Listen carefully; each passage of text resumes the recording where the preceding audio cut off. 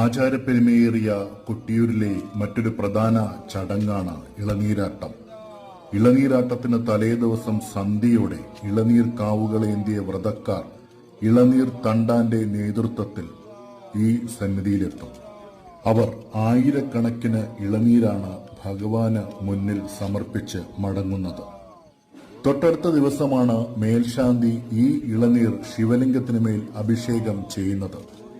ദൈവം വരവെന്നറിയപ്പെടുന്ന കൊട്ടേരിക്കാവിലെ മുത്തപ്പന്റെ എഴുന്നള്ളത്തിനായി കാത്തിരുന്ന അതിവേഗത്തിൽ ഓടിയെത്തുന്ന ദൈവം സന്നിധാനത്തെത്തി അരിയും കളഭവും സ്വീകരിച്ച് മടങ്ങും. അനുമതി നൽകിയ ദൈവം മടങ്ങിയ ശേഷമാണ് ഇളനീരാട്ടം ആരംഭിക്കുക. ഉത്സവം തുടങ്ങി ആദ്യ 11 ദിവസം ശിവൻ കോപാകുലനായിരിക്കും എന്നാണ് വിശ്വാസം. കോപം തണുക്കാൻ നീരഭിഷേകം, ഇളനീരഭിഷേകം, കളഭാഭിഷേകം എന്നിവ നിർത്താതെ ചെയ്തുകൊണ്ടിരിക്കും.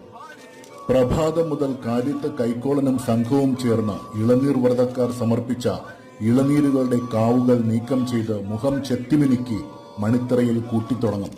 ഉച്ചയ്ക്ക് അഷ്ടമി ആരാധന പൂജ നടത്തും.